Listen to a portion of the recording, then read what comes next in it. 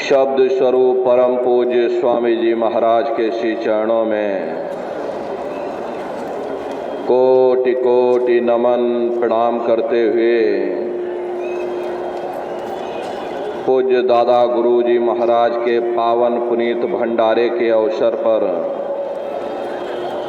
देश के कोने कोने से पधारे हुए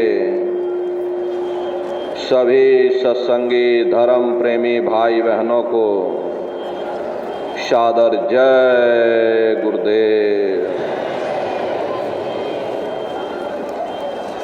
प्रेमी भाई बहनों, जिस संसार में हम आप रहते हैं उस संसार का मालिक काल है, जिसने सारे जगत के जीवों को फंसा रखा है। दुनिया यही समझती है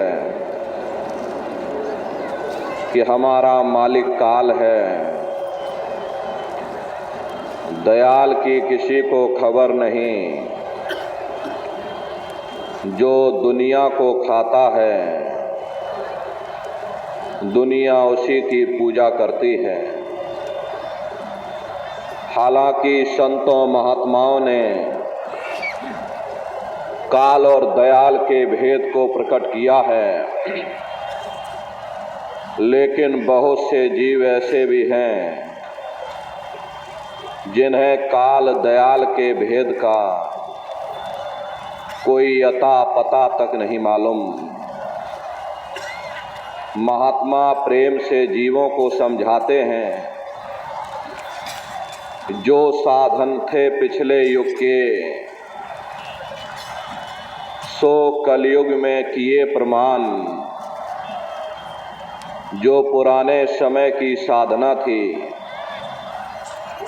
यानी सतयुग त्रेता द्वापर के समय की साधना, वे अब कलयुग में मुनासिब नहीं हो सकती, क्योंकि समय बदलता रहता है तो कानून भी बदलते रहते हैं। यहाँ तो युग के युग बीत चुके। अगर हम ये सोच लें कि हम अन्य युगों की साधना इस कलयुग में कर लेंगे तो यह कभी संभव नहीं हो सकता। सतयुग में मनुष्य की उम्र 1,00,000 वर्ष की हुआ करती थी।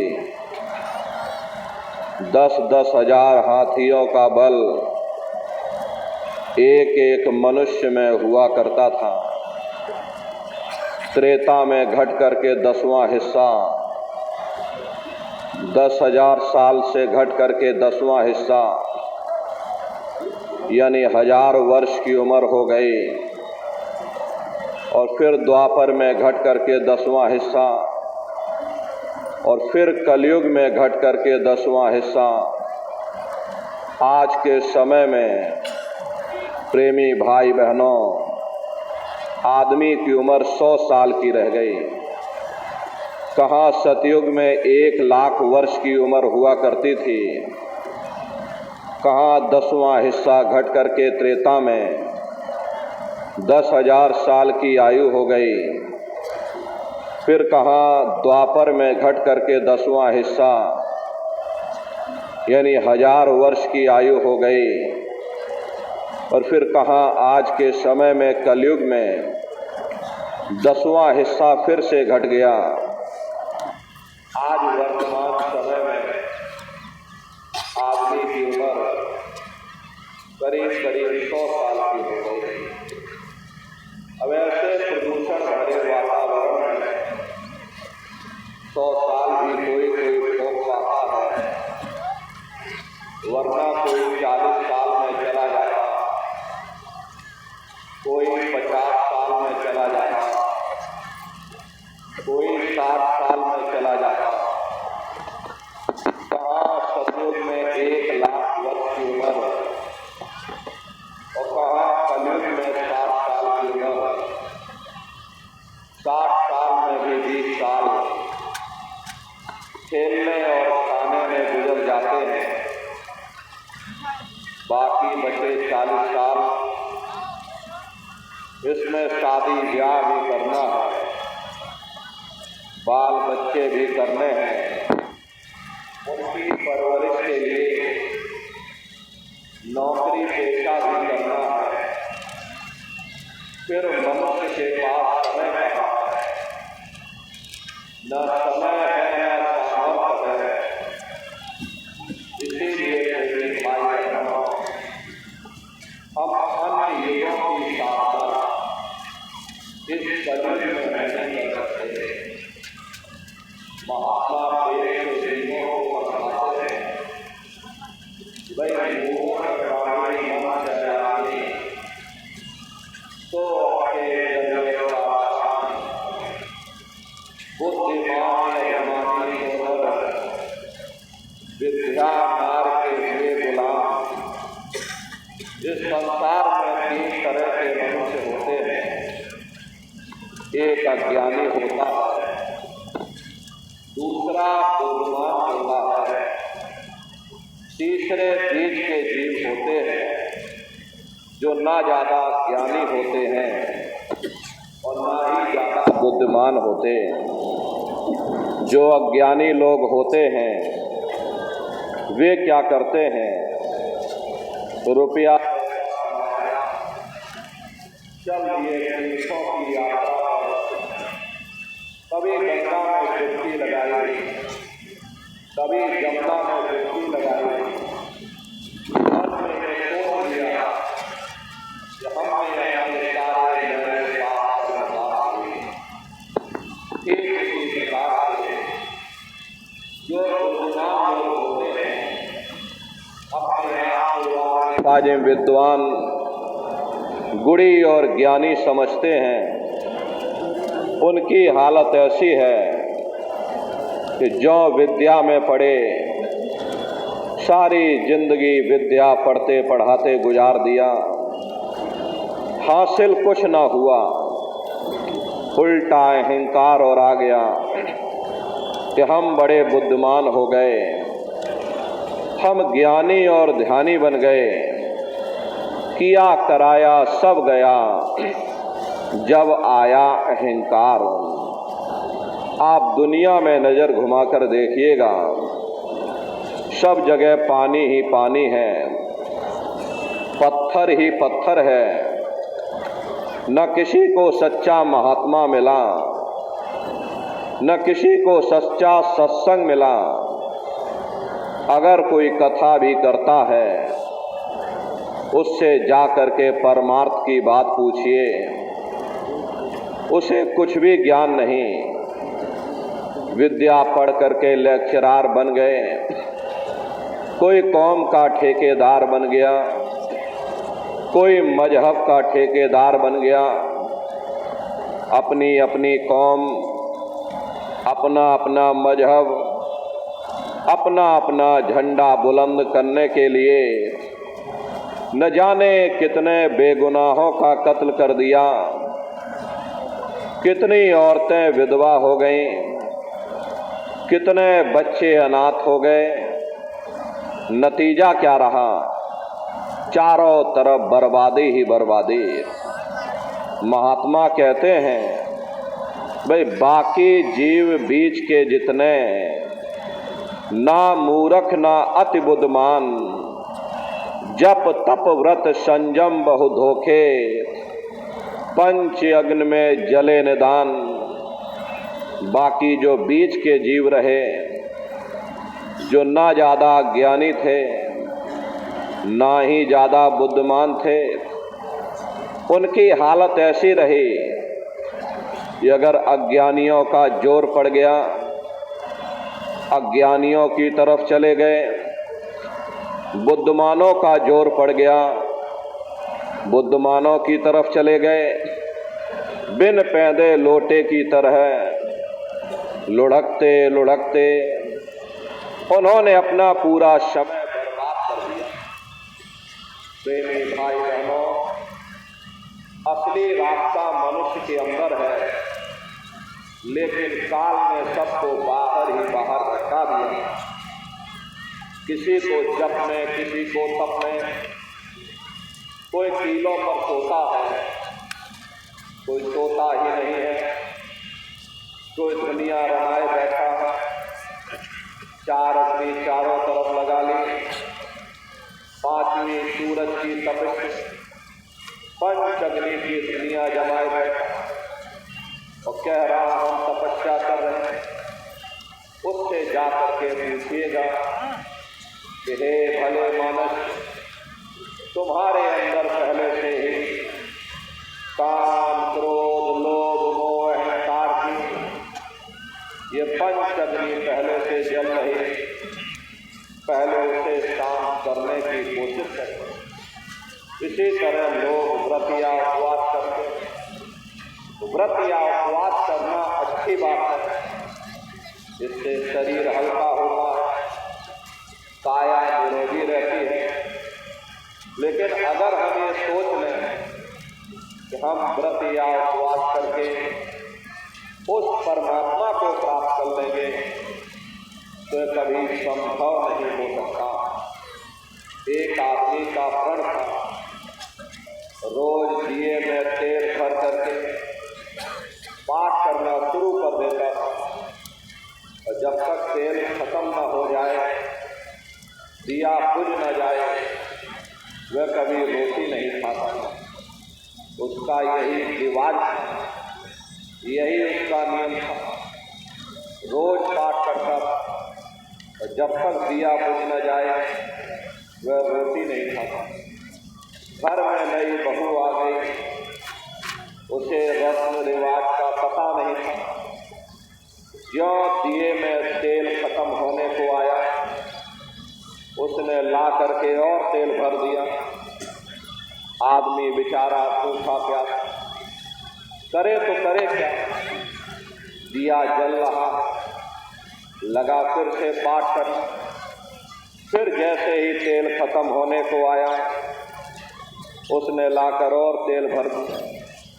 आदमी भूख से व्याकुल हो, क्योंकि संकल्प ले रखा था, लेकिन भूख से इतना परेशान हो गया, अंत में दिया बुझा करके और रोटी खाने लगा। ये हाल है पाठ करने वालों का। कहने का मतलब ये है कि दुनिया ऐसे ऐसे रस्म रिवाज में फंसी हुई है। कोई सिद्ध बना बैठा है, कोई नाथ बना बैठा है, कोई देवी देवताओं का अवतार बना बैठा है। ये सब काल का धोखा है। काल ने सारे जगत के जीवों को इसी धोखे में फंसा रखा है। देखो चरित्र काल कर्ता का, कोई सिर कोई पैर रुधान। देखो काल ने कितना बड़ा धोखा दे दिया। किसी को हाथों से बहा दिया और किसी को पैरों से बहा दिया। वाल्मीकि जी महाराज ने राम के पैदा होने के 10,000 साल पहले ही पूरी रामायण बनाकर रख दी थी। भाई तुम्हारे अंदर राम है, तुम्हारे अंदर रावण है, सब कुछ तुम्हारे अंदर है। काल भगवान ने देखा, इसने तो मेरा खेल उजागर कर दिया, तो उन्होंने बड़ी होशियारी के साथ बाहर राम बना दी, बाहर रावण बना दी, ताकि कोई अंदर न आने पाए और कोई मेरे भेद को न जानने पाए। सब बाहर ही बाहर भटकते रहे। भटक भटक भटकाया सब जगह और कोई न लगे ठौर ठिकाना। काल ने सारे जगत के जीवों को बाहर ही बाहर भटका दिया। किसी को पानी में, किसी को पत्थर, किसी को मंदिर में, किसी को मस्जिद, किसी को दिवाला में, किसी को शिवाला में। प्रेमी भाई बहनों, इन बाहरी कर्म कांडों से न कभी किसी को मुक्ति मिली, न भविष्य में कभी मिल सकती है।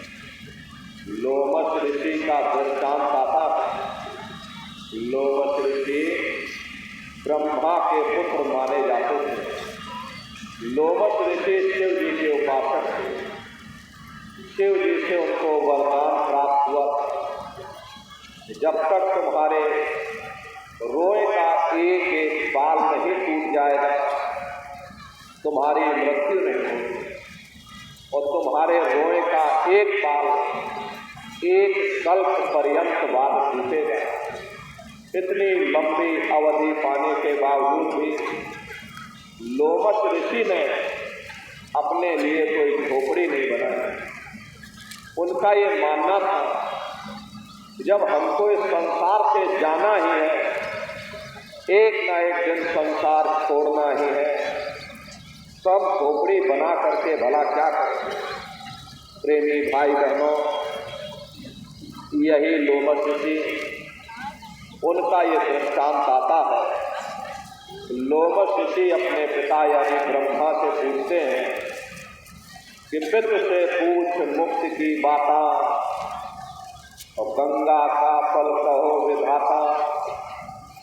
हे पिताजी, हमें मुक्ति कैसे मिली, क्या किया जाए, कृपा करके दया करके हमको आप समझा दीजिए कि हमें मुक्ति कैसे प्राप्त हो। तब लोमश ऋषि के पिता यानी कि ब्रह्मा उनको जवाब देते हैं कि गंगा का फल भाग सुनाई, गंगा आदि मुक्त की दाई। कि हे लोमश ऋषि, तुम जाओ जाकर गंगा जी में स्नान करो। जो कोई गंगा स्नान करेगा उसे सहज में मुक्ति मिल जाएगी। जाओ तुम यह काम करो जाकर के, तुम्हें सहजता से यानी सरलता से तुम्हें मुक्ति प्राप्त होगी। तब लोमश ऋषि जवाब देते हैं कि सहस्र एकादश गंगा नहाया, जाते जौन मोक्ष का पाया। कि हे पिताजी, मैंने सहस्रों वर्षों तक यानी हजारों हजार वर्षों तक गंगा जी में स्नान किया, बड़ी श्रद्धा और आस्था के साथ में गंगा जी में डुबकी लगाई, लेकिन मुझे फल क्या मिला। जब मेरी मृत्यु हो गई तो मुझे मत्स्य की योनि में डाल दिया। मत्स्य कहते हैं मछली को। अनेक जीव मार मोह खाया, ऐसे बहुत बहुत दुख पाया। जब मुझे मछली की योनि मिल गई, अनेकों अनेक जल के जीवों ने मुझे मार मार करके खाया। मुझे कितनी तकलीफ हुई इसका मैं वर्णन नहीं कर सकता। और हे पिताजी, एक नहीं जय जय तीरथ सबय नहाए, जल जीव जौन माहि फरमाए। तो जितने भी तीर्थ थे सभी जगह जाकर मैंने स्नान किया। जल में आशा बांधी, जल में मुझको वास मिल गया। जहाँ आशा तह वासा, मैंने जल में आशा बांधी, मुझे जल में वास मिल गया, लेकिन मुझे मुक्ति नहीं मिली। इसलिए हे पिताजी, ऐसी युक्ति मुक्ति बतलाओ, भवजल पार उतर के जाओ। ऐसी युक्ति, ऐसी मुक्ति का रास्ता हमको बतला दो, जिससे हमारी ये जीवात्मा सदा सर्वदा के लिए इस भवसागर रूपी समुद्र से पार हो जाए। हम हमेशा के लिए जन्म मरण के बंधनों से आज़ाद हो जावें। हे पिताजी, दया कृपा करके मुझे कोई ऐसा उपाय बतला दो। तब लोमश ऋषि के पिता यानी कि ब्रह्मा उनको जवाब देते हैं कि पूजो पत्ती प्रीत लगाई, और पीपर में जल ना हो जाए। कि हे लोमश ऋषि, तुम प्रीत लगा करके स्वामी नाम की पत्ती की पूजा करो और पीपर पर जल चढ़ाओ। एक दिया पत्ती पे लावे, सो तो कोटि यज्ञ फल पावे। कि हे लोमश ऋषि, जो एक दिया स्वामी नाम की पत्ती के नीचे रखता है, उसे कोटान कोटि यज्ञों का फल प्राप्त होता है।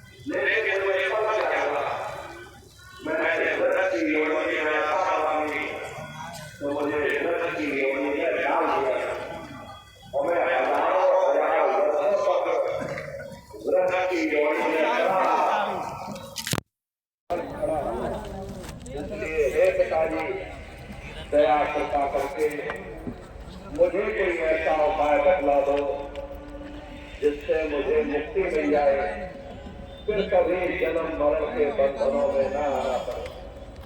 तब लोग के पिता यानी कि ब्रह्मा को जवाब देते हैं कि हे लोमस, एकादशी करो तुम जाई, या ते मुक्ति सहज में पाई।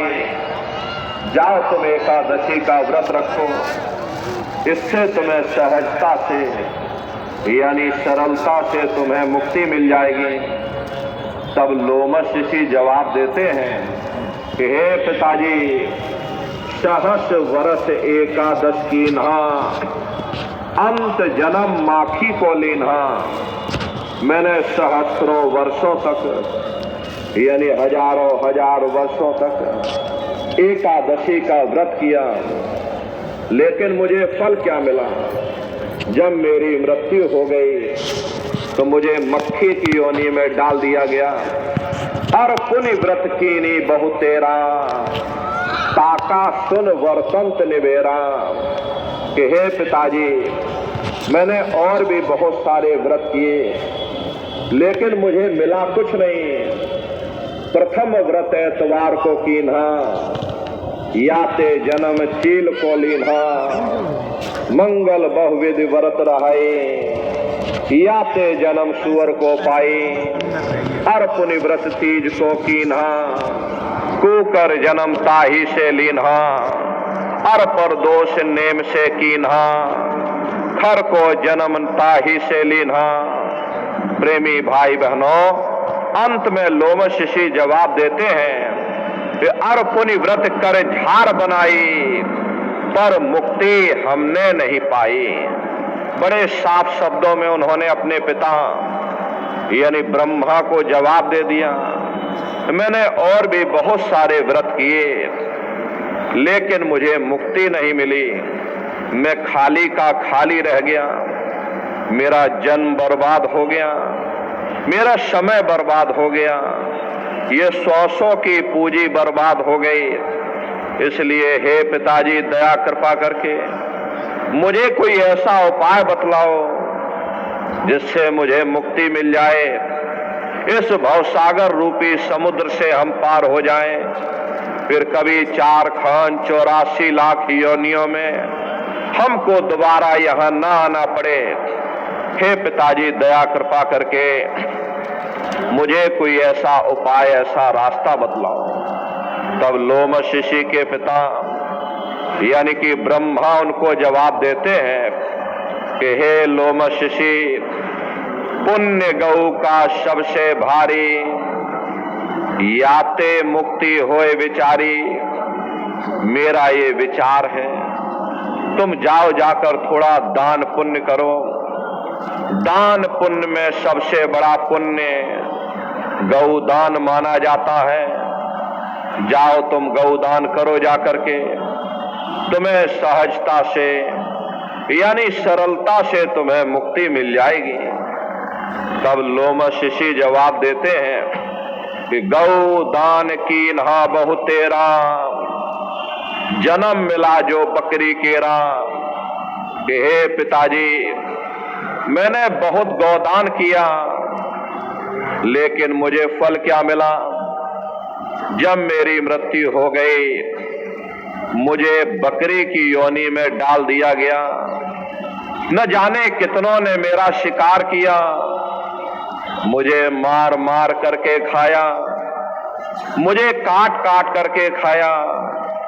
मुझे कितनी तकलीफ हुई, कितनी मुझे पीड़ा हुई, इसका मैं वर्णन नहीं कर सकता हूं। हे पिताश्री, जो तुम कही सभी हम कीन्हा, और मुक्ति न पायो रहो अधीना। जो भी आपने विधि बताई, मैंने विधि विधान के साथ में उसे पूर्ण किया। इतना तीर्थ व्रत कर्म कांड इस संसार में कोई मनुष्य नहीं कर सकता है जितना कि मैंने किया, लेकिन मुझे मुक्ति नहीं मिली। मैं खाली का खाली रह गया, मेरा जन्म बर्बाद हो गया, मेरा समय बर्बाद हो गया, ये श्वासों की पूंजी बर्बाद हो गई। इसलिए हे पिताजी, दया कृपा करके, मैंने बहुत भटक लिया, बहुत तकलीफ सह ली है। इसलिए हे पिताश्री, दया कृपा करके मुझे कोई आखिरी विकल्प ऐसा बता दो जिससे मुझे मुक्ति मिल जाए, ये जीवात्मा परमात्मा में विलीन हो जावे, फिर इस संसार में हमको ना आना पड़े, हम हमेशा के लिए जन्म मरण के बंधनों से आजाद हो जावे। हे पिताजी, दया कृपा करके मुझे कोई ऐसा उपाय, ऐसा रास्ता बतला दो। तब अंत में लोमश ऋषि के पिता यानी कि ब्रह्मा उनको जवाब देते हैं कि होए लोमश ऋषि, मेरा ये विचार है, तुम संतों की शरण में चले जाओ, वहीं से तुमको मुक्ति मिलेगी। लोमश ऋषि मैं कहूं विचारा, संत शरण से होए उबारा। मेरा ये आखिरी विचार है, अगर तुम मुक्ति पाना चाहते हो तो संतों की शरण में चले जाओ, वहीं से तुमको मुक्ति प्राप्त होगी। बताओ प्रेमी भाई बहनों, ब्रह्मा जी को अपने पुत्र की जरा सी चिंता नहीं। हजारों हजार वर्षों तक अपने ही पुत्र को भटका करके रखा।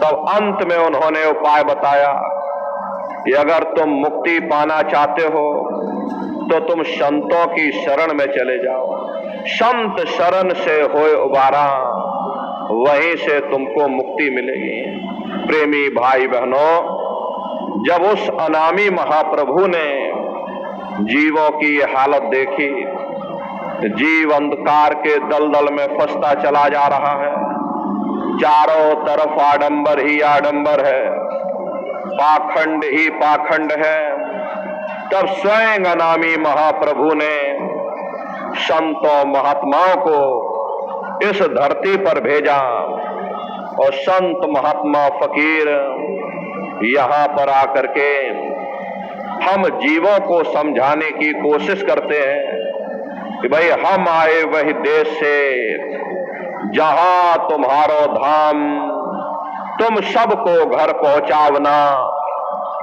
एक हमारो काम। कि हम उसी देश से आए हैं जिस देश के तुम रहने वाले हो, परंतु तुम अपने सच्चे देश को छोड़ करके इस झूठे काल और माया के देश में फंस गए। यह देश तुम्हारा देश नहीं, तुम्हारा देश सचखंड है। ये कौम तुम्हारी कौम नहीं, तुम्हारी कौम सतनाम है, और ये जीवात्मा उस सतनाम रूपी समुद्र की बूंद है। इस बूंद को समुद्र से मिलाओ, यानी जीवात्मा को उस परमात्मा से मिलाओ। वो परमात्मा है, वो आपको मिलेगा। इसके लिए न तुम्हें घर बार छोड़ने की जरूरत है, न बाल बच्चों को छोड़ने की जरूरत है, न समाज छोड़ने की जरूरत है, न जात और बिरादरी बदलने की जरूरत है। ये जात पात के रगड़ों झगड़ों ने ही मनुष्य के ऊपर ऐसा पर्दा डाल दिया, वरना महात्माओं का उपदेश इतना सरल है कि 5 वर्ष के बच्चे से लेकर के और 100 वर्ष का बूढ़ा भी कर सकता है। क्या स्त्री और क्या पुरुष, क्या आदमी और क्या औरत, क्या ऊंच और क्या नीच, क्या अमीर और क्या गरीब, वो नाम सबके लिए साझा है। वो हर मनुष्य के अंदर दिन रात धुनकारे दे रहा, वो साधु संतों के अंदर भी गूंजता है, तो वह चोरों ठगों के अंदर भी गूंजता है, वो ब्राह्मणों के अंदर भी गूंजता है, तो वह शूद्रों के अंदर भी गूंजता है। यहाँ किसी कौम का सवाल नहीं, यहाँ किसी मजहब का सवाल नहीं, यहाँ किसी जात और बिरादरी का सवाल नहीं। ये जितने हमारे मजहब हैं, चाहे हिंदू धर्म हो, चाहे मुसलमान धर्म हो, चाहे सिख धर्म हो या चाहे ईसाई धर्म हो, जितने भी हमारे मजहब हैं, इनके जितने रीत रिवाज हैं, जितना रहन सहन का तरीका है, जितनी भी शरीयतें हैं, हमें जरूर अलग अलग नजर आती हैं, लेकिन उसके अंदर जो रूहानियत छिपी है, वो रूहानियत असलियत है। वो हर मजहब की तह के अंदर एक ही चीज होती है। संत महात्मा फकीर केवल उस रूहानियत को समझाने के लिए आते हैं। आप तमाम जिंदगी उस रूहानियत का प्रचार करते हैं। रूहानियत और शरीयत का आपस में वैसा ही रिश्ता होता है जैसा कि जेवरों के डिब्बों के साथ होता है। कीमत जेवरों की होती है, डिब्बों की नहीं। तलवार को काम आनी होती है, म्यान को नहीं। ठीक उसी प्रकार से हमें जो कुछ भी प्राप्त होगा उस रूहानियत से प्राप्त होगा। जब हम रूहानियत से दूर हो जाते हैं तब आहिस्ता आहिस्ता हम शरीयत के कैदी बन जाते हैं, शरीयत के गुलाम बन जाते हैं। वह शरीयत धर्म के ठेकेदारों के हाथों में चली जाती है। वे हमें बाहर मुखी कर देते हैं, कर्म कांडों में फंसा देते हैं। न किसी को रूहानियत की समझ होती है और ना ही कोई समझाने की कोशिश करता है। ये लोग हमें इतना बाहर मुखी कर देते हैं, इतना कर्म कांडों में उलझा देते हैं ताकि उनका भी रोजगार चलता रहे। जिस चीज को हासिल करके हमें सुख प्राप्त करना है उस ओर हमारा ध्यान ही नहीं जाता। अरे सुख तो परमात्मा की भक्ति में और परमात्मा के प्यार में मिलेगा। इसीलिए महात्मा कहते हैं, भाई सूरत सुन बात रे, तेरा धनी बसे आकाश। है जीवात्माओं, तुम्हारा मालिक वो परमात्मा है, वो परमेश्वर है, वो सचखंड में बैठा हुआ। तुम यहाँ माया के जाल में फंसे हुए, जब तक तुम अपने घर जाकर के अपने मालिक से मिलाप नहीं कर लेते हो, तुम सुख किस तरह हासिल कर सकते हो, तुम शांति किस तरह प्राप्त कर सकते हो। प्रेमी भाई बहनों, इस नाशवान जगत में न कभी किसी को सुख मिला, न भविष्य में कभी मिल सकता। ये जो कोई थोड़े बहुत सुख नजर आते हैं, ये क्षणिक हैं। क्षणिक चीजों का सुख और आराम केवल क्षणिक ही होता है। जितना इसके आने में हमें खुशी महसूस होती है, उतना इसके जाने में भी हमें दुख भी महसूस होता है। आप स्वयं विचार करके देखिए, जब किसी की शादी होती है मन में बड़ी भारी खुशी होती है, ये मन फूला नहीं समाता है। लेकिन यदि शादी के बाद उसी साथी के साथ कोई अनबन हो जाए, मन मुटाव या झगड़ा हो जावे, तो मन में भय पैदा हो जाता है कि कहीं साथी हमारा बेकार न निकल जाए, हमें छोड़ करके चला न जाए, शराबी कबाबी और जुआरी न बन जाए। दुनिया भर की मन में चिंताएं समा जाती हैं। चिंता चिता समान, चिंता से बढ़ करके दुनिया में कोई दूसरा रोग नहीं। सो इस चिंता के कारण हम लोग दुखी हो जाते हैं। फिर हम बाल बच्चों में सुख ढूंढते हैं। जब बाल बच्चे पैदा होते हैं, मन में बड़ी भारी खुशी होती है। ये मन फूला नहीं समाता है। अड़ोस पड़ोस वालों को बुला करके लड्डू पूड़ी पकवान बना बना करके खिलाते हैं। लेकिन अगर वही बच्चे बड़े हो करके नालायक निकल जाएं, माँ बाप का कहना ना माने, उनका आदर और सत्कार न करें, तो वही औलाद हमारे लिए दुख का कारण बन जाती है। फिर हम दुनिया के जीव हुकूमत के नशे में सुख ढूंढते हैं, राजनीति में सुख ढूंढते हैं। लेकिन जिस वक्त प्रेमी भाई बहनों, बड़े बड़े नेताओं को आपने देखा होगा, लोग उनको बदनाम कर देते हैं, पकड़ करके जेल खाने में डाल देते हैं, अखबारों में उनकी मट्टियां पलीत कर देते हैं। फिर वही हुकूमत हमारे लिए दुख का कारण बन जाती है। फिर हम दुनिया के जीव इंद्रियों के भोग और वासनाओं में सुख ढूंढते हैं। लेकिन जिस वक्त बीमारियों का हिसाब हमें अपने शरीर पर देना पड़ता है, तब हमें होश आता है ये सुख का कारण है या दुख का कारण है। इसीलिए महात्मा समझाते हैं कि भाई आप इस नाशवान जगत में नाशवान क्षणिक पदार्थों से कभी सुख हासिल नहीं कर सकते हो, कभी शांति प्राप्त नहीं कर सकते। एक बार हमारे गुरु महाराज कलकत्ता में एक विशाल पार्क बना हुआ विक्टोरिया पार्क के नाम से, गुरु महाराज उसी बगिया में बैठे हुए थे। बगल से दो सेठ आए, दोनों सेठ गुरु महाराज के बगल में आकर बैठ गए। सामने देखा एक माली घास काट रहा था। घास काटते काटते माली को नींद आ गई और वह घास के ऊपर सो गया। दोनों सेठ आपस में बातचीत करने लगे कि देखो उस माली को, हमसे ज्यादा सुखी तो वो माली है, कम से कम उसे नींद तो आ रही, हम लोगों को नींद तक नहीं आती।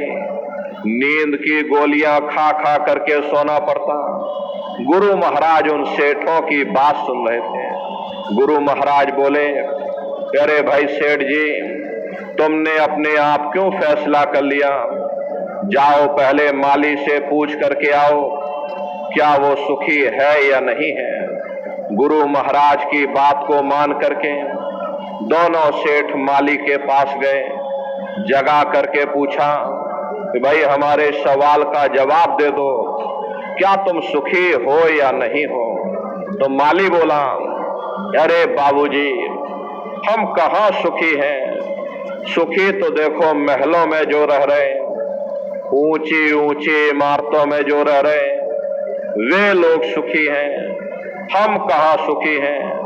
गुरु महाराज उसकी बातों को सुन करके हंसने लगे। गुरु महाराज बोले, देखो सेठ कह रहा है कि माली सुखी है और माली कह रहा है सेठ सुखी है, और वास्तविकता यही है यहाँ कोई सुखी नहीं। ना सुख विद्या के पढ़े, ना सुख वाद विवाद, साध सुखी सहजो कहे, जो लागे शून्य समाद। न आलिम फाजिम सुखी है, न गुणी और ज्ञानी सुखी है, न बड़े बड़े विद्वान सुखी है। सुखी वही है जिसने दुनिया में से अपने मन को निकाल करके और मालिक के चरणों में लगाया हुआ। इसीलिए महात्मा कहते हैं, लगो तुम अब चढ़कर सतनाम, अगर तुम सुख पाना चाहते हो अगर तुम शांति पाना चाहते हो तो सतनाम की खोज करो, उस मालिक की भक्ति करो, क्योंकि जितना समय तुम्हारा ध्यान मालिक की भक्ति में लगा रहेगा, तुम दुनिया में 2-4 दिन जरूर सुख हासिल कर सकते हो। और अगर तुम्हारा ध्यान मालिक की भक्ति से हट जाएगा तो सारी दुनिया तुम्हारे लिए दुख का रूप बन करके खड़ी हो जाएगी। प्रेमी भाई बहनों, आप अपनी बुद्धि से विचार करिएगा। एक छोटा सा बच्चा अपने पिता की उंगली पकड़ करके मेला या नुमाइश में घूमने जाता है। उसे मेले की हर साजो सामान बड़ी खूबसूरत नजर आती है। किसी जगह खेल खिलौनों की दुकानें लगी, कहीं गुड्डे गुड़ियों की दुकानें लगी, कहीं झूलों की दुकानें लगी, कहीं मिठाई और पकवान की दुकानें लगी। वो बच्चा यही सोचता है कि शायद ये खुशी हमको मेले के साजो सामान से प्राप्त हो रही है।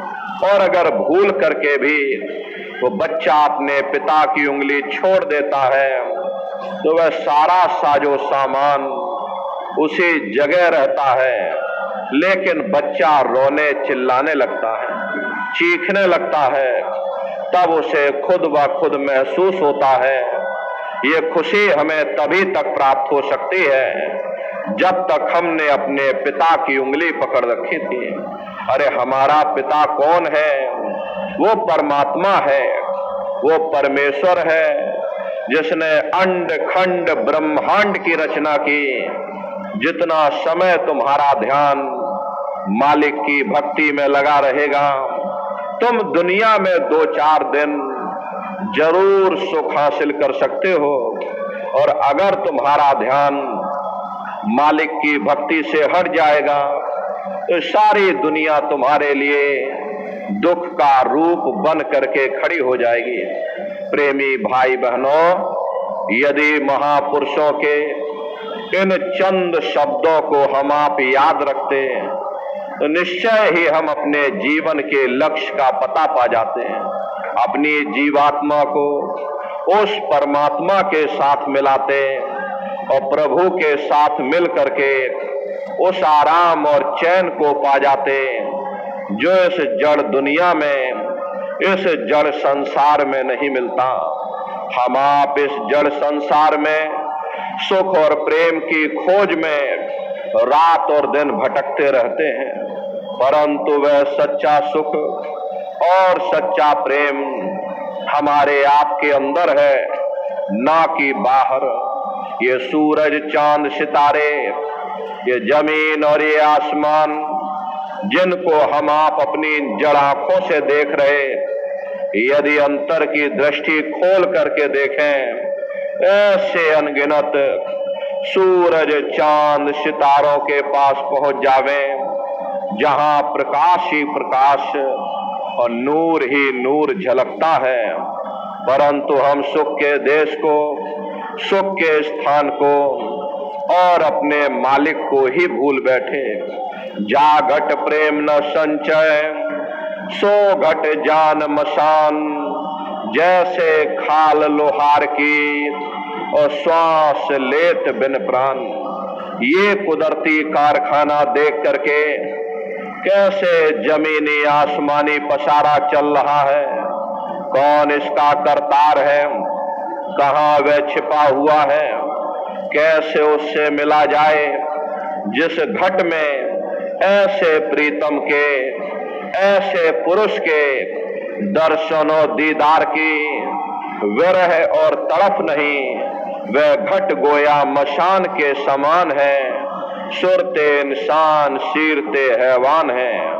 हर इंसान का फर्ज, हर इंसान का कर्तव्य, हर एक इंसान को यह सोचना होगा मृत्यु पर्यंत हम कहाँ जाएंगे, हमारे बाल बच्चे कहाँ जाएंगे, हमारे रिश्ते नातेदार कहाँ जाएंगे, हमारे कुटुंब परिवार वाले कहाँ जाएंगे और इनकी उस समय पर क्या हालत होगी।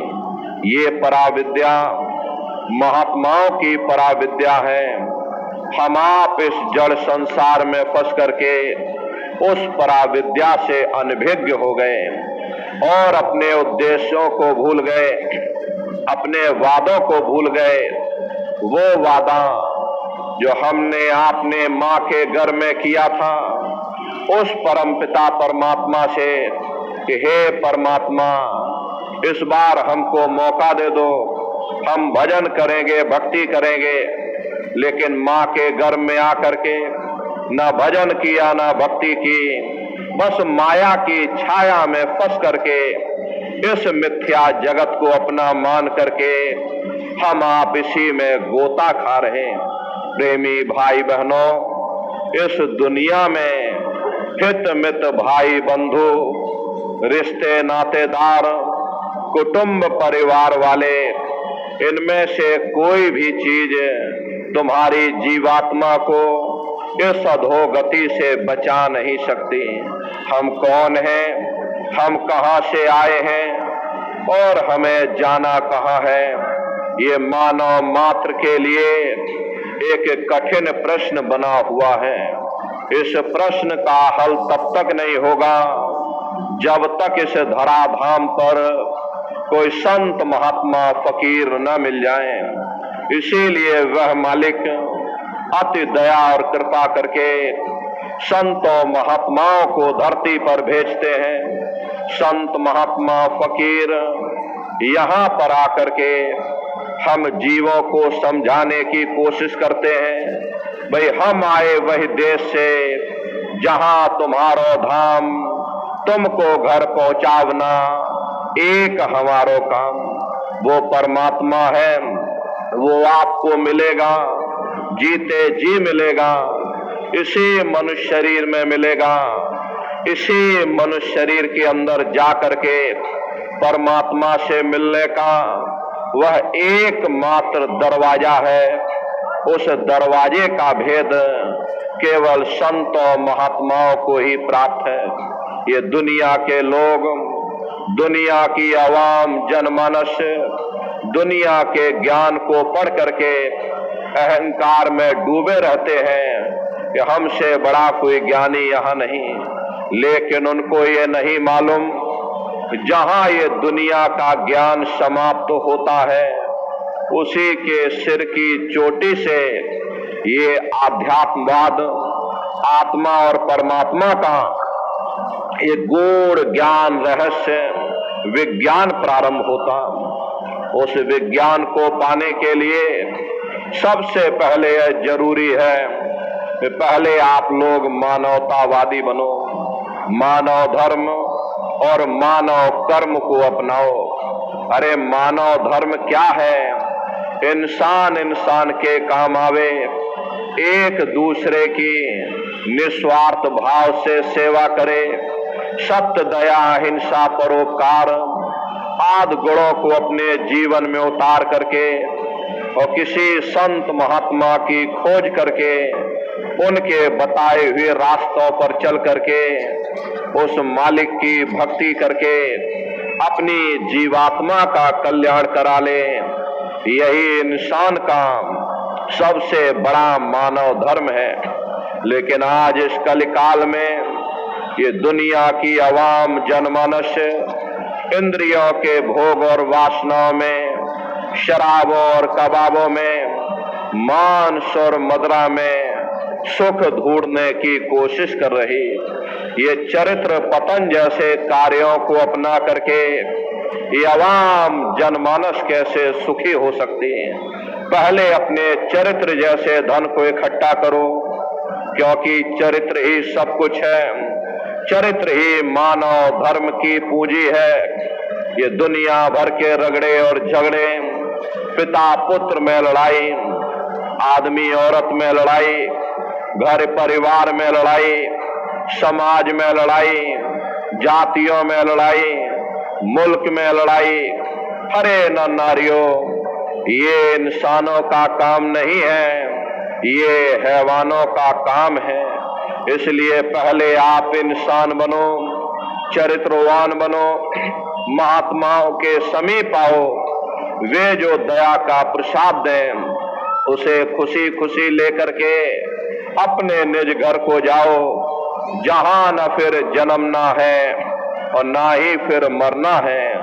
इसीलिए हमारे गुरु महाराज परम संत बाबा जय गुरुदेव जी महाराज ने आवाम जनमानस के बीच में ये आवाज लगाई है, ऐ इंसानों, तुम अपने मानव धर्म के रास्ते पर वापस आ जाओ और इस मानव मंदिर में बैठ करके भगवान का सच्चा भजन करो, जिससे तुम्हारी ये जीवात्मा नरकों में जाने से बच जाए।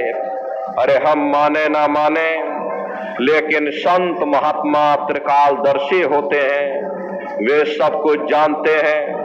अगर हम उनके वचनों को मान जाएंगे तो हम लोग बच जाएंगे, नहीं तो खाई और खंदक में जाकर के गिर जाएंगे। इसीलिए अभी वक्त है उस मालिक से सच्ची प्रार्थना करने का, भगवान के सामने अपने गुनाहों की माफी मांगने का, धर्म मजहब के नाम पर लड़ने झगड़ने का नहीं, जात बिरादरी के नाम पर लड़ने झगड़ने का नहीं। हमने बहुत लड़ लिया, बड़े बड़े झगड़े और फसादे की, बड़ी बड़ी नुक्ताचीनी की, सिवाय नफरत के हमको क्या मिला। नफरत की ऐसी ज्वाला जली जिसमें घर जल गया, परिवार जल गया, समाज जल गई, जातियां जल गई, अब सारा देश जल उठा। इसीलिए सारी मानवता बहुत थक गई। हर कोई ऐसी छांव चाहता है जहां उसे ठंडक मिले, शांति और सुकून मिले। ये सब वही मिल सकते हैं जहां शांत के संदेश होते हैं, सुकून के संदेश होते हैं, मानव धर्म और मानव कर्म के संदेश होते हैं। और ये संदेश केवल संत महात्मा फकीर देते हैं, जो समदर्शी होते हैं, जो समस्त जीवों के अंदर उस प्रभु के अंश को देखते हैं। ऐसे समदर्शी उन महात्माओं की खोज करो। ये मत देखना महात्मा जी किस जाति के हैं, महात्मा जी किस बिरादरी के हैं।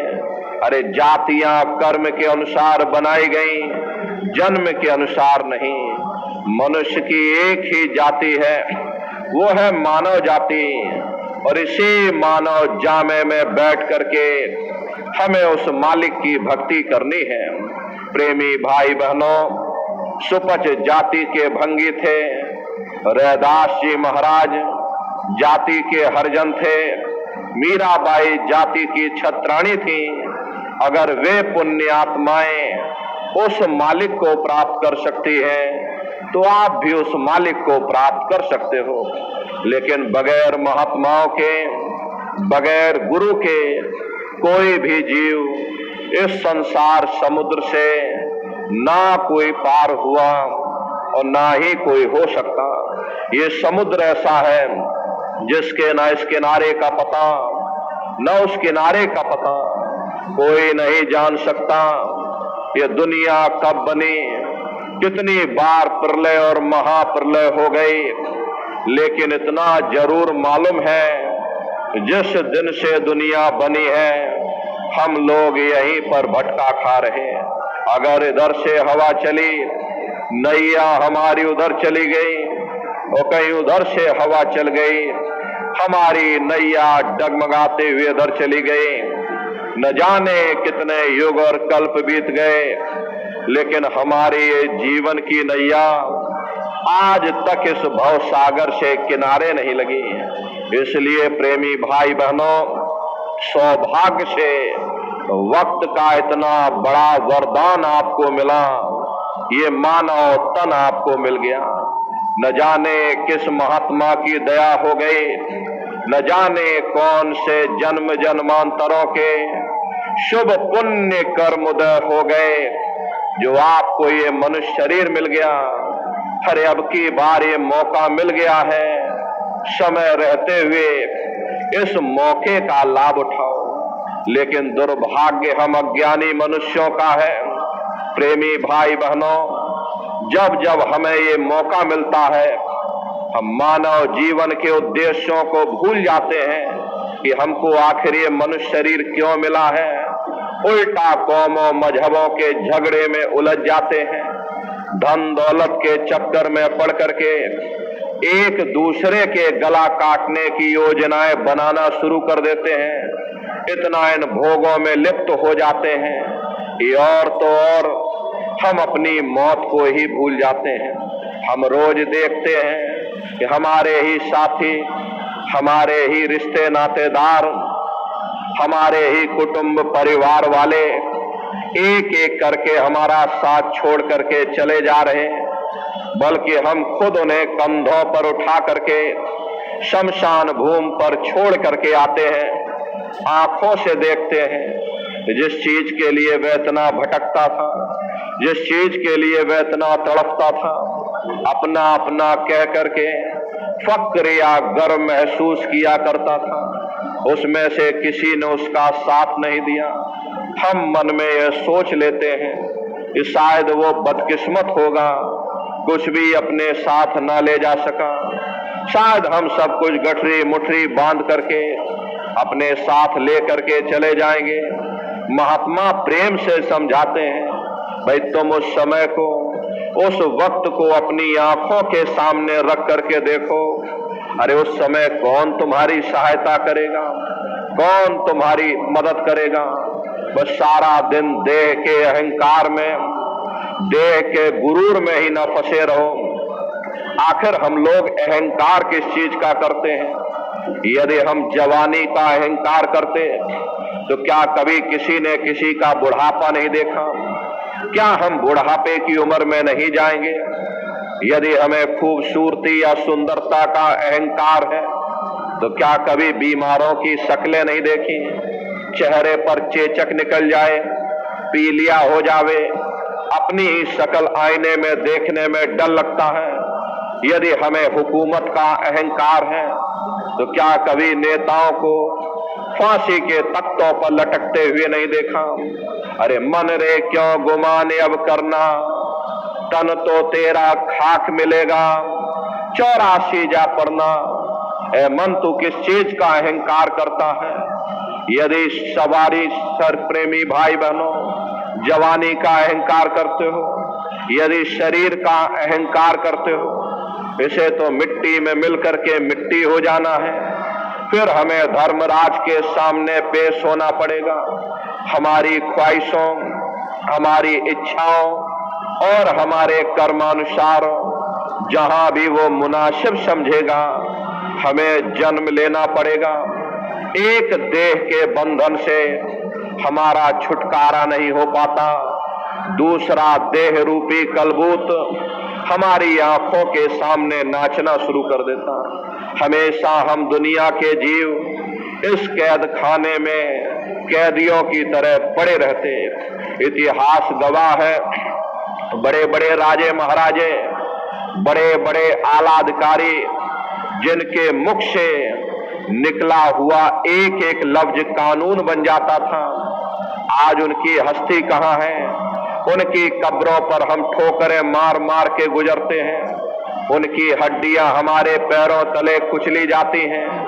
क्या हम भूल चुके हैं एक समय हमारा भी आएगा, हमारी ही कब्रों पर लोग ठोकरें मार मार के गुजरेंगे, हमारी भी हड्डियां लोगों के पैरों तले कुचली जाएंगी। इसीलिए महात्मा समझाते हैं, भाई तुम उस समय को, उस वक्त को अपनी आंखों के सामने रख करके देखो। उस समय कौन तुम्हारी सहायता करेगा, कौन तुम्हारी मदद करेगा? अरे मन रे क्यों गुमाने अब करना, तन तो तेरा खाक मिलेगा, 84 जा पड़ना। ए मन तू किस चीज का अहंकार करता है? इस शरीर का अगर अहंकार करता, इसे मिट्टी में मिल करके मिट्टी हो जाना है। धन दारा सुत नाती कहियन, यह नहीं आवे काम। ये बाल बच्चे, ये रिश्ते नातेदार, ये कुटुंब परिवार वाले जिनके लिए हम आप इतनी ठगियां करते हैं, इतनी कुर्बानियां करते हैं, इतने इतने जिंदगी के उसूलों को कुर्बान कर देते हैं। इनको तो यह भी पता नहीं चलता है कि मौत के फरिश्ते आए किधर से, लेकर किधर चले गए। कुटुंब परिवार मतलब का बिना धन पास नहीं जाए। ये रिश्ते नातेदार, ये कुटुंब परिवार वाले, ये सब स्वार्थ के संगी साथी। अरे आज आपकी जेब में पैसा है, सब जैसे तैसे आपसे रिश्तेदारियां कायम कर लेंगे। आज आपकी जेब खाली हो जाए, बेटा बाप को बाप कहने के लिए तैयार नहीं होता। आप रोज कचहरियों में मुकदमों का हाल देखते हो। यदि किसी पिता ने बंटवारा करते समय किसी बेटे को 1000 रुपया कम दे दिया या 1 बीघा जमीन कम दे दी, तो बेटा बाप का दुश्मन बन जाता, उसे ले जाकर कचहरियों में खड़ा कर देता। अरे अपना यहाँ क्या है? इस स्वार्थ के संगी साथी प्रेमी भाई बहनों, महात्मा केवल हमारी हालत ही बयान नहीं करते हैं, केवल हम पर तरस खाने के लिए ही नहीं आते हैं, बल्कि हमें यहाँ से निकालने का उपाय भी करवाते हैं। वो कौन सा उपाय है, वो कौन सा तरीका है? देखो महात्मा कह रहे कि तू अचेत गाफिल हो रहता, सुन ले मूल कलाम। वह मूल कलाम जिसे महात्माओं ने शब्द कहा, जिसे महात्माओं ने नाम कहा, वह दोनों आंखों के मध्य भाग में दिन रात धुनकारे दे रहा। अगर तुम जन्म मरण के बंधनों से आजाद होना चाहते हो, उस मालिक को पाना चाहते हो, तो उस मूल कलाम को पकड़ो, उस नाम को पकड़ो, उस शब्द को पकड़ो। शब्द मर सो मर रहा, फिर मरे न दूजी बार। जो उठते बैठते चलते फिरते अपने ख्याल को शब्द या नाम के साथ जोड़ देते हैं, ऐसे जीव हमेशा के लिए अजर और अमर हो जाते हैं। क्योंकि शब्द को पकड़ करके ही ये जीवात्माएं ऊपर से नीचे आई हैं, तो शब्द को ही पकड़ करके ये जीवात्मा नीचे से ऊपर को जाएगी। अजय जिस रास्ते को पकड़ करके आप यहाँ मथुरा पहुंचे हो, तो उसी रास्ते को पकड़ करके आप अपने घर वापस पहुंचोगे। प्रेमी भाई बहनों, हम लोग ऊपर से नीचे कैसे आए और कैसे नीचे संसार में आकर के फंस गए, तो जरा संक्षिप्त में आप लोग समझ लीजिए। देखो प्रेमी भाई बहनों, पहले यहाँ कुछ नहीं था। पहले ना हम थे ना आप थे, न जमीन थी न आसमान था, न देवी थे न देवता थे। पहले कुछ नहीं था। तो पहले कौन था? एक अनी अनामा अभि सच्चिदानंद प्रभु धामा। वो एक अनी अनामी महाप्रभु अपने अनामी धाम में अखंड राज किया करते थे। उस मालिक की मौज मर्जी उठी। उन्होंने सबसे पहले 3 लोकों का विस्तार किया, यानी अगम लोक, अलख लोक और सतलोक। अगम लोक में अगम पुरुष को बैठाया, अलख लोक में अलख पुरुष को बैठाया और सतलोक में सतपुरुष भगवान को बैठा दिया। काफी समय जब बीत गया, नीचे की रचनाओं का विस्तार सतपुरुष भगवान ने किया। उन्होंने अपनी आवाज पर अनंतों अनंत ब्रह्मांडों की रचना की और अपने 16 पुत्रों को नीचे उतार दिया। निरंजन भगवान, जिनको दुनिया ईश्वर कहती है, सतपुरुष भगवान के ये सबसे छोटे पुत्र हैं। इन 16 पुत्रों ने नीचे आकर घनघोर तपस्या की और अपने पिता को प्रसन्न करके, यानी सतपुरुष भगवान को प्रसन्न करके सतलोक के समान राज मांग लिया। वरदान के रूप में सतपुरुष भगवान से उन्होंने राज मांग लिया। प्रेमी भाई बहनों, राज चेतन पर किया जाता है और जड़ पर राज नहीं किया जाता। इसलिए सतपुरुष भगवान ने वरदान के रूप में अपने पुत्रों को छोटा सा राज दे दिया। और जीवात्माओं को नीचे उतार दिया। प्रेमी भाई बहनों, जब हम लोग ऊपर से नीचे उतारे जाने लगे तो हम लोग घबराने लगे। उस समय सत्पुरुष भगवान ने आदेश किया कि तुम जाओ, जाकर नीचे आराम से रहो, और जब समय पूरा होगा तब तुम वापस अपने देश लौट आना। सत्पुरुष के आदेश पर ये रूह है, ये जीवात्माएं ऊपर से नीचे उतारी जाने लगी। और प्रेमी भाई बहनों, शब्द को पकड़ा करके मंडल दर मंडल जीवात्माओं को नीचे उतारा जाने लगा। सबसे पहले 4 प्रकार के कपड़े जीवात्माओं को पहनाए गए। कारण कपड़ा, फिर सूक्ष्म कपड़ा, लिंग कपड़ा, फिर स्थूल कपड़ा। जीवात्माओं को 4 प्रकार के कपड़े पहनाए गए और शब्द को पकड़ा करके परत दर परत जीवात्माओं को नीचे उतारते चले गए। और इसी मृत्युलोक में, इसी स्थूल शरीर में, दोनों आंखों के मध्य भाग में जीवात्मा को यहाँ पर बैठा दिया गया। जब जीवात्माएं ऊपर से नीचे आ गई, उस समय पर सतयुग का समय था। सतयुग योगी सब विज्ञानी और करे हरे ध्यान तरे भव प्राणी।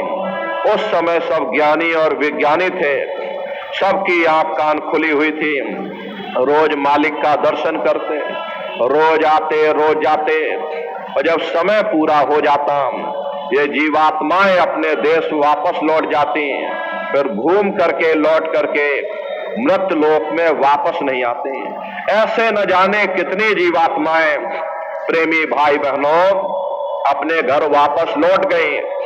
तब निरंजन भगवान ने विचार किया कि हमने इतनी मेहनत की, हमने इतनी तपस्या की, वरदान के रूप में जीवात्माओं का छोटा सा भंडार उस मालिक से मांग लिया है, और अगर ये जीवात्माएं ऐसे ही अपने घर वापस लौट जाएंगी, फिर हम राज किस पर करेंगे? मेरा राज खाली हो जाएगा, मेरी तपस्या बर्बाद हो जाएगी। तो उन्होंने बड़ी होशियारी के साथ में कर्मों का विधान बना दिया, और कर्मों का विधान बना करके यहाँ मृत्युलोक में जीवात्माओं को सुना दिया गया कि काल रूप में तिनकर भ्राता, शुभ अशुभ कर्म फल दाता। यानी मैं काल रूप हूं और शुभ अशुभ कर्मों का मैं फल दूंगा। यानी कर्म करने की स्वतंत्रता हमको आपको दे दी गई, फल देने का अधिकार इन्होंने अपने हाथों में रख लिया। धीरे धीरे ये जीवात्माएं कर्मों की बेड़ियों में जकड़ती चली गई। जिस नाम की डोरी को पकड़ करके ये जीवात्माएं ऊपर से नीचे आई थी, कर्मों के कारण वो नाम की डोरी हाथ से छूट गई। तब से लेके आज तक हम आप यहीं पर भटका खा रहे हैं।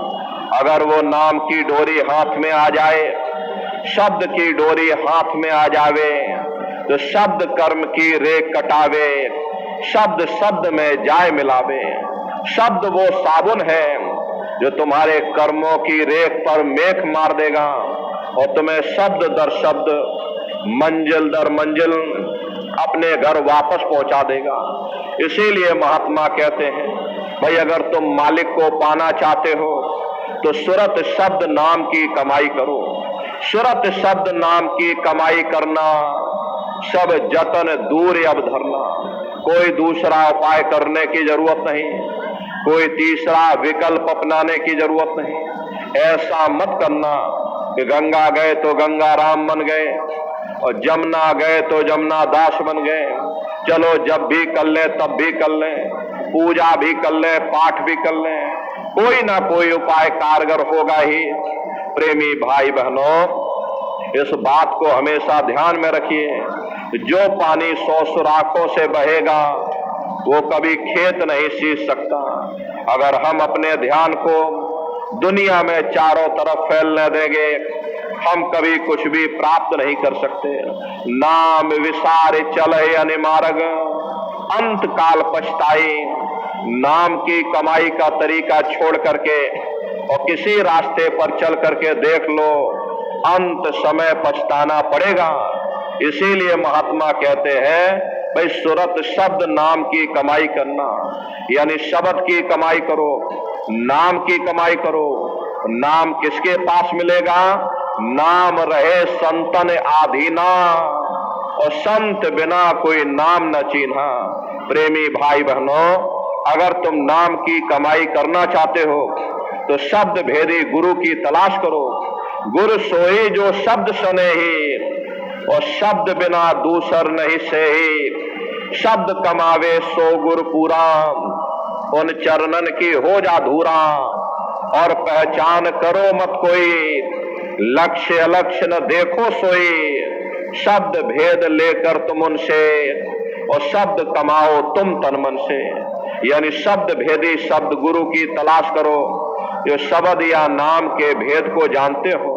ऐसे महात्माओं की खोज करो, ऐसे महात्माओं से प्रीत करो, उनकी संगत और सोहबत करो।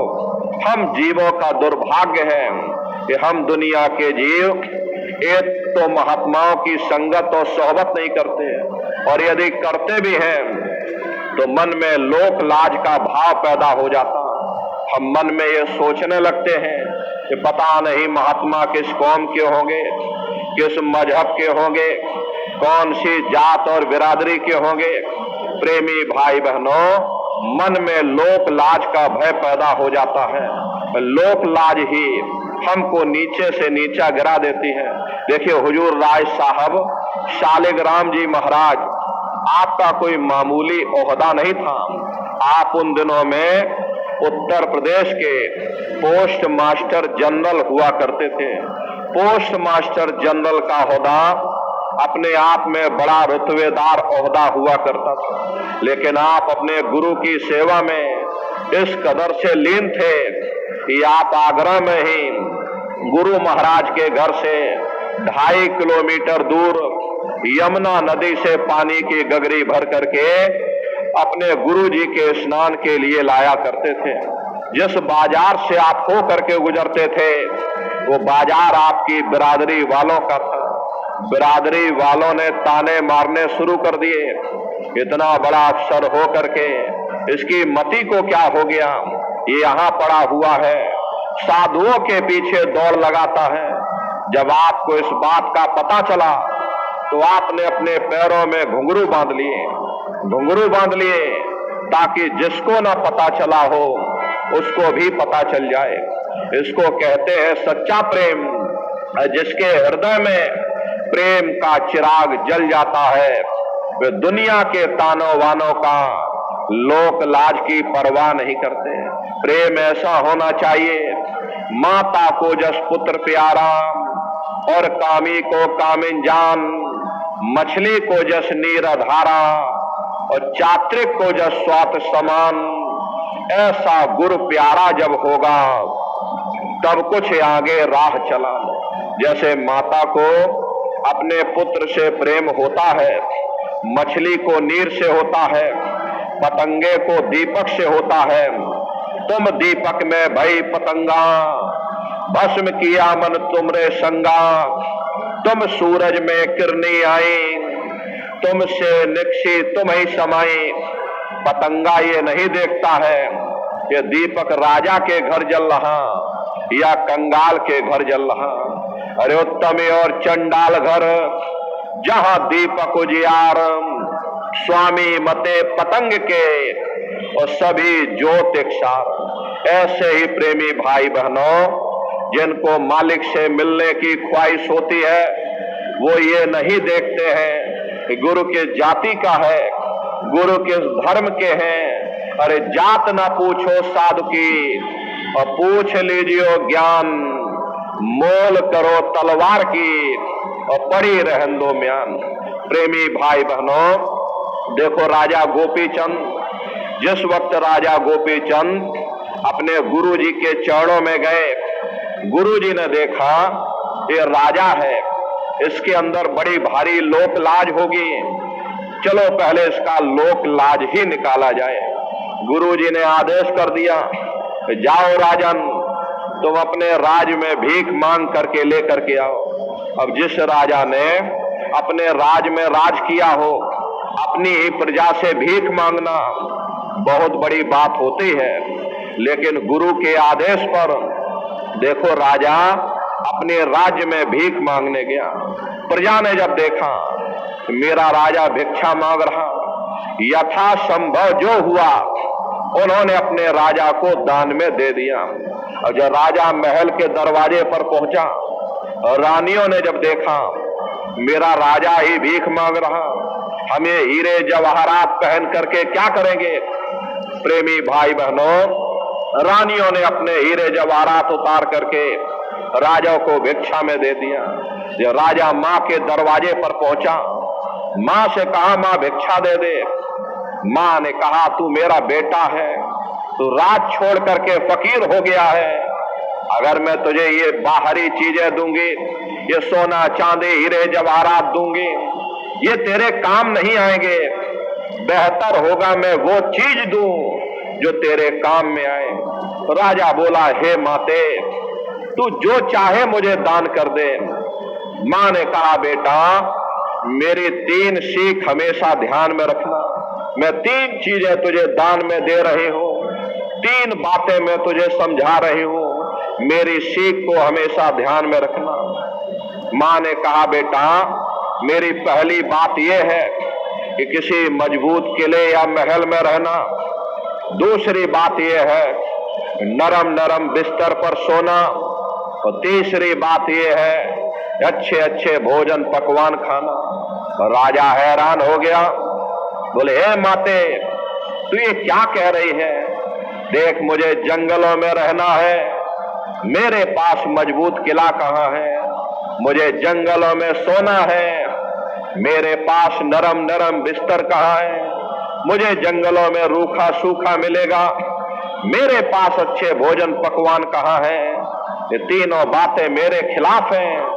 माँ ने कहा बेटा तू अभी समझा नहीं। देख तू राज छोड़ करके फकीर हो गया, तेरे पास हर तरह के लोग आएंगे। कोई तुझसे धन दौलत मांगेंगे, कोई तुझसे बेटा बेटी मांगेंगे। अगर तू गुरु के चरणों में पड़ा रहेगा तो तू बचा रहेगा। और गुरु के चरण तेरे लिए मजबूत से मजबूत किला है। दूसरी बात यह है रात को जागना, जाग जाग करके भजन करना। जब नींद तुझे ज्यादा सताए उस समय तू वहीं सो जाना, वहां ऐसी नींद आएगी जो तुझे फूलों की सेज पर नहीं आएगी। और तीसरी बात यह है कि भूखे रहना। जितना भूखे रहोगे आलस कम आएगा, भजन ज्यादा बनेगा। जब भूख तुझे ज्यादा सताए, जो रूखा सूखा मिल जाए उसे तू खा लेना, उसमें वो स्वाद आएगा जो तुझे 56 प्रकार के भोजन में ना आया होगा। प्रेमी भाई बहनों, ये इतिहास है उन भक्तों का जिन्होंने उस रूहानी दौलत को पाने के लिए अपना सर्वस्व न्यौछावर कर दिया। और एक हमारा आपका इतिहास है। अगर बेटा बेटी नहीं हुए, अजी छोड़ो गुरुजी को, गुरुजी दया कृपा नहीं कर रहे, चलो कोई दूसरा गुरु करेंगे। मुकदमा नहीं जीते, अजी छोड़ो गुरुजी को, गुरुजी दया कृपा नहीं कर रहे, चलो कोई तीसरा गुरु करेंगे। यहां तक कि आपकी भैंसिया मर गई तो सारा दोष आपने गुरुजी पर मर दिया। प्रेमी भाई बहनों, हमारा और सतगुरु का ताल्लुक हमें मुकदमा जिताना नहीं, हमें बेटा बेटी देना नहीं, बल्कि हमें धुरधाम पहुंचाना है जहां ना जन्मना है और ना ही फिर मरना है। प्रेमी भाई बहनों, सतगुरु बेगरज होता है, वे हमसे कोई इनाम नहीं मांगता है, निस्वार्थ भाव से हमारी आपकी सेवा करता है। सतगुरु वो आईना है, आईने को कोई दुख नहीं होता है, चाहे कोई देखे या ना देखे। आईना देखने वाले को जरूर दुख सुख की अनुभूति होती है। अगर हंसता हुआ देखेगा तो हंसता नजर आएगा, अगर रोता हुआ देखेगा तो रोता नजर आएगा। इसीलिए महात्मा कहते हैं भाई चारों तरफ से अपने ख्याल ध्यान को समेटो, इन इच्छाओं और तृष्णाओं को त्यागो। इन इच्छाओं और तृष्णाओं, ये मन की ख्वाहिशें इस नाशवान जगत में न कभी किसी की पूरी हुई, न भविष्य में कभी हो सकती। हम आप मन की ख्वाहिशों को, मन की मांगों को पूरा करने के लिए अच्छे बुरे कर्म करने लग जाते हैं, जिससे हमारा आपका ये मन मैला हो जाता है। कबीर मन मैला भया, या में बहुत विकार, यह मन कैसे धोइए और साधु करो विचार।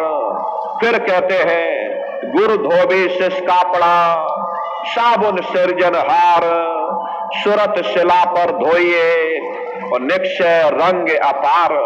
प्रेमी भाई बहनों, ये मन बड़ा दगेबाज और फरेबी है।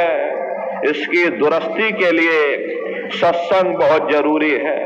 जैसे मैले कपड़े को धोबी पानी में पटक पटक करके साफ कर देता, ऐसे ही सत्संग रूपी जल में गुरु इस मन की रगड़ाई करते हैं। जब रगड़ाई होती है तो हम लोग भाग खड़े होते हैं।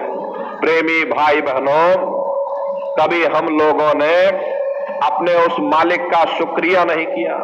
ये शुक्र है परमात्मा, तूने खाने को रोटी दे दी, आधी दुनिया भूखी पेट सोती है। शुक्र है परमात्मा, तूने रहने को झोपड़ा दे दिया, आधी दुनिया फुटपाथ पर सो रही। शुक्र है परमात्मा, तूने इतना अच्छा शरीर दे दिया, आधी दुनिया अस्पतालों के चक्कर काट रही। कभी हमने उस मालिक का शुक्र नहीं किया, बस मांगते चले जा रहे, मांगते चले जा रहे। प्रेमी भाई बहनों, प्यारे बेटे को बाप से मांगने की जरूरत नहीं पड़ती। बाप खुद चाहता है कि अपने प्यारे बेटे को बिन मांगे सब कुछ दे दिया जाए। लेकिन प्रेमी भाई बहनों, तुम प्यारे बेटे बनने की कोशिश करो, तुम प्यारे बेटे बन जाओ, वो मालिक देने के लिए तैयार बैठा है। ऐसी दीवानी दुनिया भक्ति भाव नहीं बूझे, कोई आवे तो बेटा मांगे, यही गुसाई दीजे। कोई आवे दुख का मारा, हम पर कृपा कीजिए, कोई आवे तो दौलत मांगे, भेंट रुपया लीजिए। कोई रचावे ब्याह सगाई, सुनत गुसाई रेझे, सांचे का कोई ग्राहक नहीं, झूठ है जगत पतिजे। और कहे कबीर सुनो भाई साधो, अंधों को क्या कीजिए। प्रेमी भाई बहनों, इस तरह से मन की इच्छाओं को लेकर के हम आप आते हैं, लेकिन इस नाशवान जगत में ये मन की इच्छाएं कभी किसी की पूरी नहीं हो सकती। मान लो आपकी एक इच्छा पूरी हो गई, ये मन दूसरी इच्छा लेकर के खड़ा हो जाएगा। मान लो आपकी दूसरी इच्छा पूरी हो गई, ये मन तीसरी इच्छा लेकर के खड़ा हो जाएगा। और दिल का हुजरा साफ कर, जाना के आने के लिए ध्यान गैरों का हटा, उसको बिठाने के लिए एक दिल लाखों तमन्नाएं, उस पर भी ज्यादा हविष, फिर ठिकाना है कहाँ उसको बिठाने के लिए। प्रेमी भाई बहनों, हम सब दुनिया के जीव चाहते हैं वो परमात्मा हमारे अंदर, हमारे हृदय में आकर के बैठ जाए, परंतु हम कभी ये नहीं सोचते हैं तो उस परमात्मा को बैठाना कहाँ है। अरे जिस हृदय के अंदर हम उस परमात्मा को बैठाना चाहते हैं, वह हृदय तो पहले से ही गैरों के मोह में, गैरों के प्यार में फंसा हुआ। ये गैर कौन है? जो कुछ हम अपनी इन जड़ आंखों से देख रहे, सब के सब गैर हैं। इन सब को फना हो जाना है, इन सब को समाप्त हो जाना है। हम गैरों के मोह में फंस करके हम अपने मालिक को भूल बैठे, अपने सच्चे घर को भूल बैठे, अपने सच्चे पिता को भूल बैठे। रबिया बसरी मुसलमानों के अंदर बड़ी मशहूर महात्मा हुआ करती थी। वे अपने कलाम में लिखती हैं, हे परमात्मा, ये जो तूने दोजख या नरक बनाए, अगर मेरा वश चले, मैं इनमें आग लगा दूं। हे परमात्मा, ये जो तूने स्वर्ग या वहिष्ठ बनाए, अगर मेरा वश चले मैं इनको समुद्र में डुबा दूं, ताकि ये दुनिया के लोग ना तो तेरे नरकों के भय से तेरी भक्ति करें और ना कोई स्वर्ग की आशा रख करके तेरी भक्ति करे। जो मालिक के प्यारे होते हैं वो उस मालिक को पाने के लिए उस मालिक की भक्ति करते हैं। इसलिए प्रेमी भाई बहनों, चारों तरफ से अपने ख्याल ध्यान को समेट करके एक मन एक चित्त होकर के सूरत शब्द नाम की कमाई करो। सूरत शब्द नाम की कमाई करना, सब जतन दूर अब धरना, और कोई दूसरा उपाय नहीं, कोई तीसरा विकल्प नहीं। शब्द भेदी गुरु की तलाश करके शब्द या नाम की कमाई करो। प्रेमी भाई बहनों, इस कलयुग में केवल एक ही आधार है, सूरत शब्द नाम की कमाई। अरे सतयुग त्रेता द्वापर बीता, काहू न जाने शब्द की रीता। कलयुग में स्वामी दया विचारे, प्रगट करके शब्द पुकारे। सतयुग त्रेता द्वापर बीत गया, लेकिन शब्द के भेद को आज तक कोई जान नहीं पाया। वो तो उस मालिक की दया कृपा हो गई जिन्होंने संतों महात्माओं को इस धरती पर भेज दिया, और करीब करीब 700 वर्षों के अंदर संत महात्मा फकीर आए जिन्होंने शब्द के भेद को जाहिर किया। सबसे पहले कबीर साहब आए, उसके बाद बहुत से महात्मा आए जिन्होंने शब्द के भेद को जाहिर किया, नाम के भेद को जाहिर किया, और हमारे गुरु महाराज ने करोड़ों करोड़ लोगों को खुले मंच से नाम की अमूलक दौलत बख्शीश की। प्रेमी भाई बहनों, महात्माओं ने हम जीवों के कल्याण के लिए अथक मेहनत और परिश्रम किया, अपना खून बहा दिया, अपने आप को बलिदान कर दिया, लेकिन अपने दृढ़ संकल्पों को नहीं छोड़ा। प्रेमी भाई बहनों, अरे हम लोगों को सचखंड का कोई अता पता तक नहीं मालूम, क्योंकि इतना समय यहाँ रहते रहते बीत गया। लाख ठोकर खाने के बावजूद भी हमारी आपकी तीव्र इच्छा यही रहने की बनी रहती है। उन महात्माओं की दया कृपा हो गई। धीरे धीरे सत्संग के माध्यम से हम लोगों के अंदर भाव पैदा किए। आज हमारा आपका रुझान सचखंड जाने का बनने लगा। ये गुरु की दया कृपा का परिणाम है। इसीलिए प्रेमी भाई बहनों, इस कलयुग में केवल गुरु की महिमा है। गुरु से प्रीत कर पहले बहुर घट शब्द को सुनना। गुरु से प्रेम करो, गुरु से प्रीत करो, गुरु से प्रतीत करो, क्योंकि गुरु ही है जो तुम्हें शब्द के भेद को जाहिर करेगा, तुम्हें शब्द को पकड़ा करके और तुम्हारे साथ चल करके और तुम्हें अपने घर वापस पहुंचा देगा। गुरु मेरे पूरन पिरुष विधाता और नित्य चरणन पर मन मेरा राता। इसमें कोई शक संदेह की बात नहीं। वो परमात्मा घट घट में विराजमान है, लेकिन उसके होते हुए भी तुमने करोड़ों जन्म ठोकरें खाई। कभी किसी योनि में तुम भटके, कभी किसी योनि में तुम भटके। अरे जब तक गुरु नहीं मिला तुम दर बदर भटकते रह गए, और जब गुरु मिल गया तो वह मालिक भी मिल गया। इसीलिए साधक कहता है, गुरु है अगम अपार अनामी, गुरु बिन दूसरे और न जाने।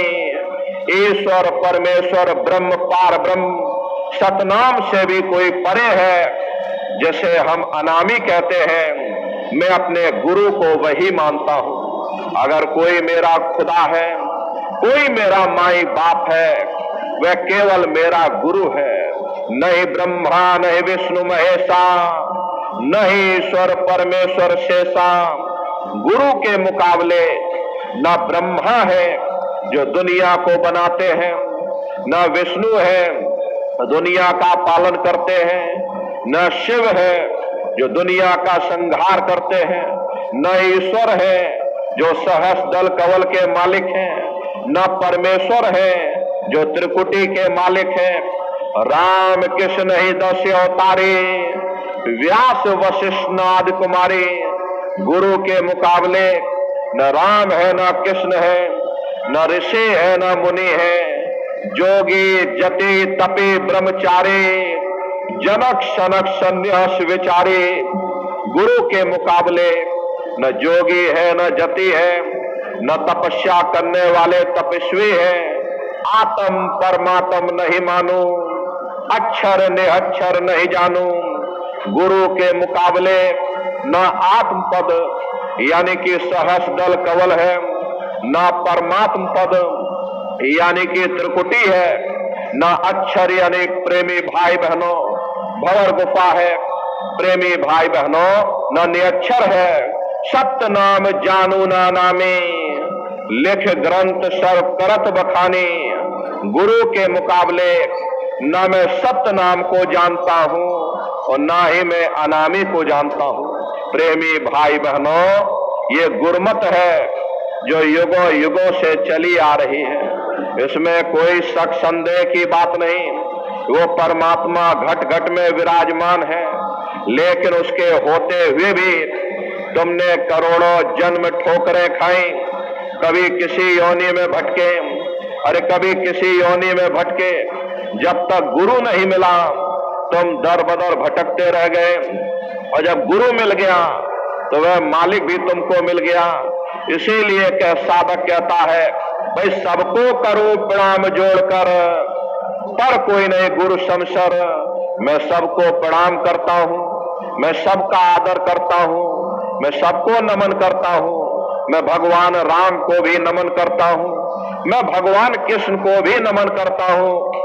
लेकिन जो प्रेम मेरा मेरे गुरु के साथ है वह किसी दूसरे के साथ नहीं हो सकता। अब सवाल ये उठता है, भाई जो प्रेम गुरु के साथ है वह किसी दूसरे के साथ क्यों नहीं हो सकता? तो देखो साधक कह रहा है, वह गुरु ने सबका पद दर्शाई और जस जस जिनकी तसगत गाई।